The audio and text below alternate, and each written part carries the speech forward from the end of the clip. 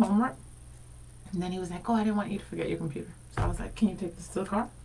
Boy, he needs to go to bed. I know. My kids stay up too late sometimes too.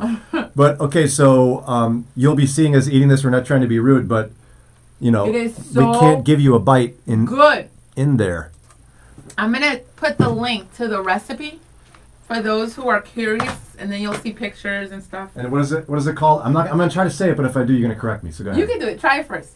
Sancocho. Sancocho. Wow. Yeah, it's sancocho. And so she accidentally put a banana in mine. It's not a banana. So I'm gonna tip this down so you can see inside my food. Clueless. Here. It is plátanos. It is not a banana. Mommy, What's I'm sure going on is in there? watching. I'm sure Mommy's watching. Potatoes, bananas. It's not a banana. There's something else in there too. There's this thing. What is this thing?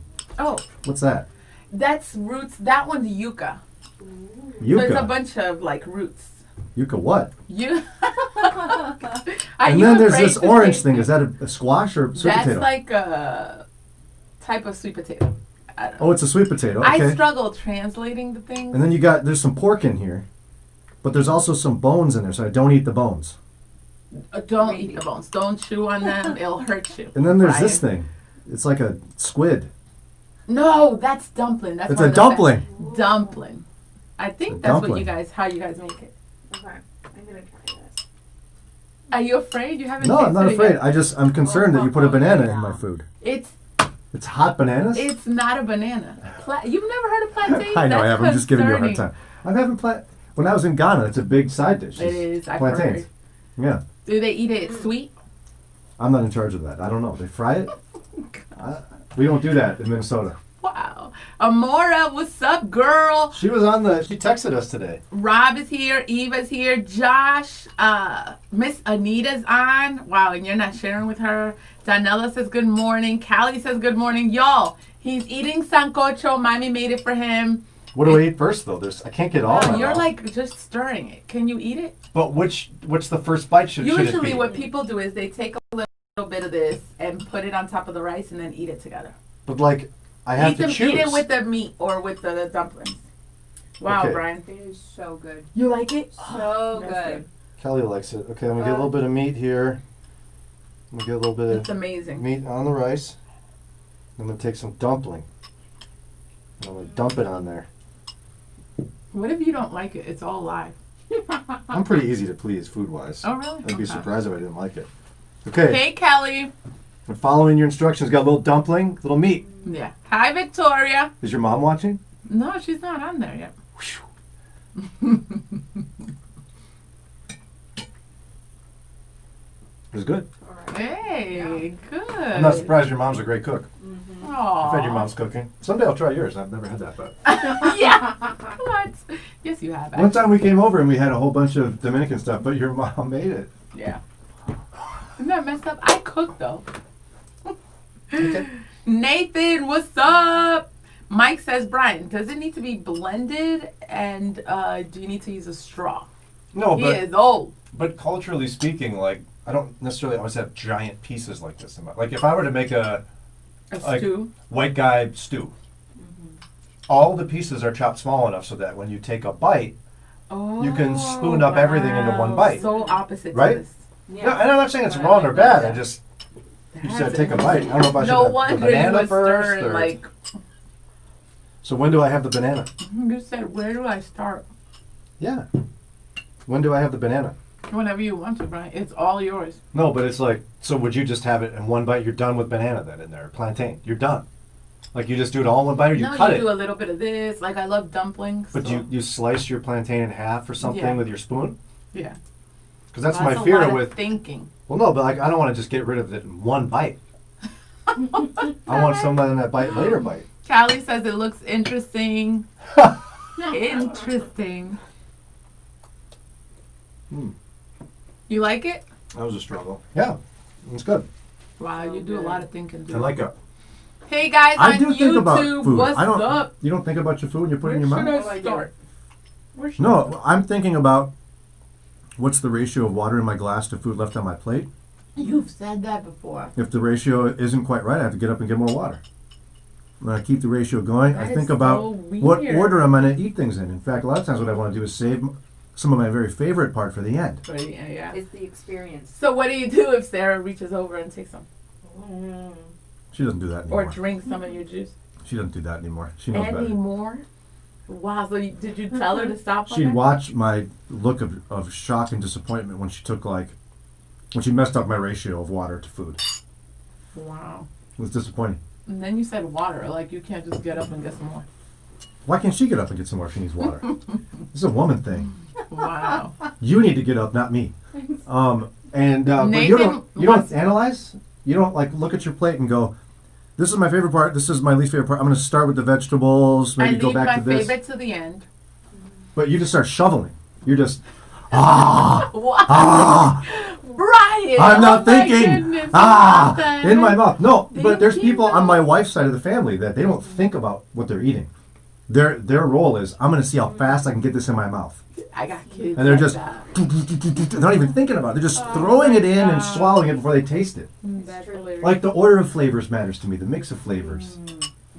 That's too much thinking. I'm sorry. I can't do Did that. you have your banana yet? A little bit. I prefer the dumplings. I like the dumplings. I'm eating something. I don't think it's a dumpling. I don't know what it is, but it's good. Wow, you're eating some serious Dominican food. Sandy says, good morning. I just got on. I missed the beginning. Can you post the recipe so we can try it? And I'm trying after pandemic to invite hashtag Team Jannelle people, some, and 'cause I got a lot, and have you guys taste some sancocho. We got some people backing me up here, but look at, wait, can we Sandy. see Kelly eat this as well? Yeah. Nathan would like to watch you eat this, Kelly. Come on Oh, over here and wow. eat this for him. Just I'm not sure why he wants to watch you do Super that. awkward eating in the camera. Okay, I can do this. It's so good, guys. And then somebody else said that their husband smells their food before they eat it. What? I do that. I do that. Yeah. Look at Ron. Rob, he's the same ratio to, yes. That is so strange. Yeah, good. I want to be able, exactly, So good. Rob. Rob wants to have enough beverage left so that the last thing he does is like You cleanse know you're his not palate. supposed to eat and drink at the same time? Do you know you're supposed to be quiet? I want to have a nice big gulp of liquid left to, oh, that was a good flavor now. I'm going to cleanse the palate. So does this make So Rob and I are sophisticated is what we're That's learning. weird. It's an experience. Yeah. Food. Yes. So, somebody else said they're, Team Brian's here. The like 1/3. Danella said Right. something. Hey, what's up, Gary? Glad to have you with us. Danella says, I'm serious about my food like that too, Brian. Weird, but I totally do the same. Yeah, like I enjoy food. I don't understand people that food is like a function of I have to have this to live. So like I enjoy flavor. I eat slowly. I analyze the order in which I do Every things time. every single time. When I was a kid, I That is didn't so like the weird. idea of if I'm having a hamburger, what I don't want is the last bite to be bun. Oh yeah. I want the last bite to be lots of meat. Mm-hmm. So I would actually eat around the burger first. Get rid of all the extra bread. Yeah. I would bite around it in a circle so that I would be guaranteed, no matter what I did, the last bite's not bread. That I know it sounds weird, but that's what I do. Didn't you say She shovels. No, I know. Didn't you say Kathleen eats the pizza backwards? Kathleen eats crust first. That is so I don't know funny. why she does it, because that's the handle. Kelly says some people eat to live, others live to eat. That's right. Nathan says he eats one item at a time and saves his favorite for last. Yeah, you don't even think. Because see, sometimes I do what Nathan does, where it's like, I'm going to eat my vegetables now, and then I eat all the vegetables. Oh my! Yep. They're supposed to And I go, mix them. now let's see, I'm going to have What the the heck? pasta salad. That's what No, I'm going to have the hamburger or the steak. But usually it's, I'm going to start here. Oh, leave some of that. I'm going to move over this way. I do the same. Leave some of that. And you talk all at the same time. You converse with people. You got time to do all of that. Yeah. That's weird. Yeah. What are you thinking when you're eating? You're not thinking? I look at it and then I identify what's my favorite, and then I either eat it very slowly or save it for last. What about the other stuff? Then I just eat. I do like to mix, like the Nathan Whoa, to whoa, eat whoa, one whoa, thing whoa, at whoa. a time. You start Okay. mixing stuff? So like rice and vegetables and meat, I would eat a spoonful with a little bit of each. To eat it one at a time, So you're worried about your favorite thing, but everything else you're just going to shovel it. You're not going to worry about it. shovel. Gary says Brian is a, what is that? Connoisseur and not Connoisseur. Connoisseur, not not a shoveler. You must enjoy your food. It's a blessing. See, no surprise Gary agrees with that because he's on my team. YouTube, you can engage and comment. Danae on YouTube says, hello. Brian right now, for those who are logging on, is eating one of the best dishes in DR, and that's sancocho. I posted the recipe, so go up. Rachel says, what are we eating? Mike says, stab the steak, drag it through the mashed potatoes, and dip it in the corn before I eat a bite of It it. sounds kind of barbarian-esque, Mike. Stab. Very manly. Sheila's husband is an engineer. He looks at his food, then he smells everything before he eats it. If it does not look appealing to him, it's a struggle. I told you, you laughed at me for like, oh, it doesn't look good. Remember? You were like, yeah, that was weird. I've learned a lesson in life, though. I can't judge food by its look. Give me one example. Split pea food. soup. What is it? Split pea soup. Okay. The first time I saw it, I was like, oh my goodness, I'm not going to put that disgusting vomit in my mouth. It looks like green vomit. Yeah. But it's one of my favorite things in the whole world. It tastes so good. Did it take your mom to convince you? No, I didn't even have it till I was married. What made you say, okay, I'll taste it? One of my teacher's aides made some of it for me. And you had to? She brought me some, and she's like, Brian, you're going to love my split pea soup. I'm famous for it. You need to try it. And I was like, I like her. She's nice. So I'm She going to ain't oblige. crazy. And it was like, I went home going, oh my gosh, Sarah.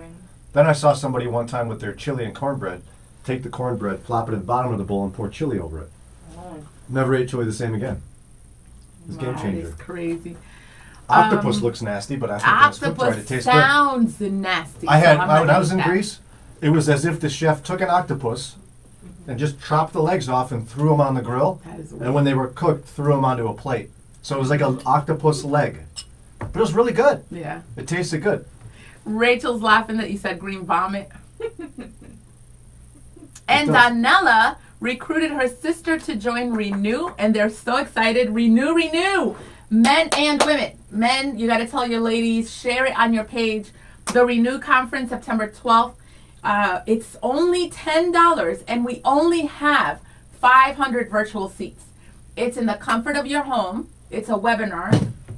It was supposed to be at Canton Baptist Temple. It's going to be a big deal, but we care about your safety. So from your home, you can join us. Please don't miss out. Only 500 virtual seats. So spread the word. It's going to be amazing. Only $10. And we are going to.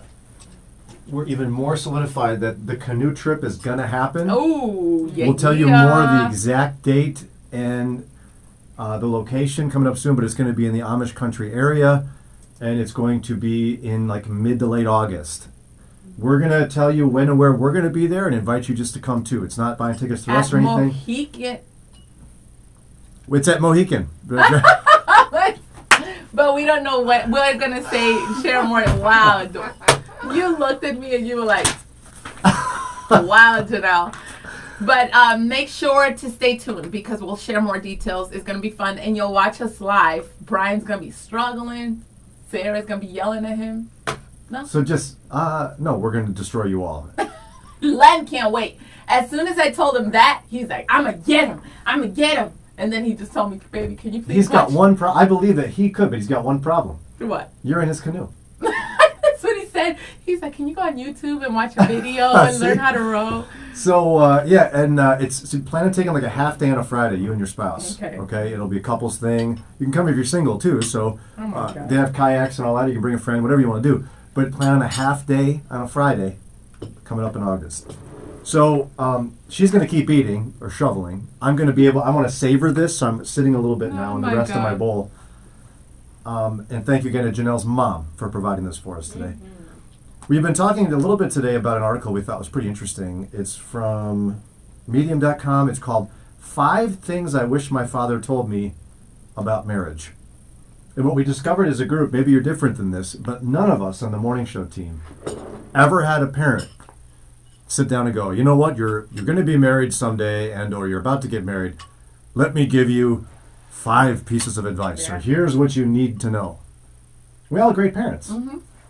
Your mom didn't do that, your dad didn't do that. We learned as we went and had small discussions, but not like a lesson. So why do you think we don't do that? We're gonna have to wait. Why? So I swallowed. I told you she's a shoveler. I'm gonna stop. Hold Today on. she looked at me during the show. We're about to go live. She's like, oh no. I put food in We my were mouth. like 3 seconds from going on the radio, and she had just shoveled a big something in her mouth. And I just shook my head. She's... Oh my gosh. Why do I do that? I've gotten better. Do you notice I don't eat breakfast during the show anymore? No? I didn't notice that. I've gotten better. I said you're eating all the time. I don't know what you mean. I know. Viola says, good morning. I'm sorry I'm late. Not sure what I missed, but I caught green vomit. No, Jannelle is convinced that food must look good for it to taste good. Yeah. And I was trying to prove to her that split pea soup is the perfect example that is not true. Mm-hmm. That food can look disgusting but still taste good. But for our conversation about marriage, you asked me a question. But yes, we have small lessons with our children as we go about our day, but not a formal lesson in terms of what marriage looks like or what it should So be. why didn't our parents do that? You know what? When I was reading the article, I'm like, dude, we are barely figuring it out when we got kids. And figuring y'all out. You know, to come and be like, you almost got to do it with a grandchild. With your kids at that stage. Because When you're old, when they're old enough to understand a question like that, a thing like that, they're teens. And hello, we're there. Ain't nobody got time to come with a lesson like that. Yeah, it presumes that you've lived enough life in marriage that you Yes. feel comfortable. Yes, that's what saying, it is. now I've got all these lessons for you. You're saying we're So it's generally not a prepared. lack of time. It's just like you're not at that stage yet. Nor do you feel like an expert. Right. Especially her and Len. Do you agree They don't know what they're doing. You got the one you say it that way. Do you agree that by the time you're a grandparent, you can maybe handle that conversation? Probably. Okay. Yeah. Or if you're somehow like a psychologist or relationship expert and you've studied this. But most of us just try to make it from today to tomorrow. And can I say too, Dealing with when the you mess, have you have teens, they're seeing all the mess in your marriage. So it also kind of messes with your self-esteem of coming and teaching them about marriage. Because it's like, dude, you see like how we're kind of learning as we go. But this guy wrote, I liked what he said, and you said there was one in particular that stood out to you. Yeah, a couple of his were obvious, but the one that was the best is he said he wished his dad had told him that relationships change over time. Now, I think conceptually we realize that, but Jannelle and I talked about how we've underestimated personally and in our marriages just how much we change over time. Not just as a couple, Oh but my as goodness. individuals. Yeah. Like I would go as far as to say the Brian I was when I first got married is almost unrecognizable. Yeah. In a long And you list gave of ways. examples. Yeah. You gave examples about how your career changed, the place My you goals, live. my careers, my passions, my interests, That's my crazy. almost everything is totally different. Yeah. I mean, Sarah thought she was signing up to marry a teacher that would grow up around his family and maybe do guys some music both on the side. Live 20 minutes from your parents, right? Yeah. And then now we're in Ohio and I'm on the radio. You know, she didn't ask Wow. for that. So the fact that relationships change over time is not just the concept he teaches. He says there's 6 different stages you go through. The obvious one is the honeymoon stage. Mm-hmm. I think we all know what that is. Yeah. I don't have to explain that. The Oh, next one that I that's thought long. was interesting was the power struggle stage. So for some couples, this can be a lifelong experience. Personally, I recommend understanding what's going on and getting past it so life can become much more pleasant. At the very least, this stage is tiring. At the worst, it leads to a lack of self-esteem if one person wins most of the time. Emotional exhaustion and bitterness, and he says, I've seen couples who've been together for a long time who argue, contest, and challenge each other every day and in public. It doesn't look like much fun, and I see the hurt and anger in their eyes. Like, because I think this power struggle phase is not an issue of surrender. It's in because in surrender somebody loses. Yeah. It's an issue of strategically deciding perhaps that you're not going to win all the time. And you shouldn't win all the time. And maybe that your spouse has enough value that they'll be right sometimes and you won't be. Wow. And even when you disagree, trying to find where they are making a point and celebrating that and affirming that, because you're usually, neither one of you are completely right and completely wrong. But I was also going to say, I like, because he kind of shared a little bit of that in one of his points, not trying to win, because there's always a loser. I liked the idea of trying to make situations like that find the win-win, kind of like a win-win scenario, if as much as you can. Yeah. You know, because it's a team kind of thing. He also mentioned, and this is such a good one, and you Yeah. don't know this when you first get married, most people don't. Another stage that he wishes his dad would have told him about is the test stage. Yeah. Here's what he says. As it sounds, this is the phase where your relationship will be tested. The tests are rarely predictable and come as a surprise, if not a shock. It's anything from a new job, to a health struggle, to an accident, to a newfound passion, to a job loss, to having Parents' kids, illness. Hello. parents' illness. Yeah. And this is where your relationship really gets strained by this unpredictable test. Yeah. And you and Len have been through that. We've been through that when my dad was sick for months, and then I asked him if my parents could live with us, and they did. Len has this thing, though, we kind of sometimes do a little better when it gets really, really bad, you know, because he hunkers down, and he is no joke. It's like that. Like, it makes me think of like it when the house is burning. You know, like if the house would be burning, he's one that's like looks you in your eye, and he's like, "We got this." So yeah, we struggle more in the in between, the stressful times. You know, like the everyday stresses versus when you're in the test period. It's easier to kind of be like, man, I got you. I agree. You got me. Oh, you do? Okay, I Yeah. thought it. No, Why I totally is that? agree. Because some struggle. Some are like, yo, dude, it's like it pushes them apart. Because I think in crisis, you're forced to realize you need each other, but you can still maintain some semblance of independence in the small stresses in life. But what I would say is that I think we often underestimate how much the aftermath of a crisis or a test changes you. Oh, yeah. Like going through what you and Len did, having your dad live with you as he was slowly wasting away and eventually Yeah. passed away. Yeah. That'll change you forever. Yes. And it'll took change me, your marriage forever. Change our marriage. It changed me. Talk about how your spouse changes. And it took me, after it happened, about 2 to 3 years to recover. There was like a blurry, kind of trying to pick up the pieces and go back to normal, which happens with a lot of situations, whether it's a move or a new job. What has gotten you through those seasons? Like the aftermath of events. Well, you know, I think like you said, the real test comes is, have you figured out the whole power struggle stage? And if you figured that out, I think those crises, even though they change you, will bring you closer. Yeah. In the aftermath. The power struggle. Wouldn't you say that going through what you did with your dad was horrible?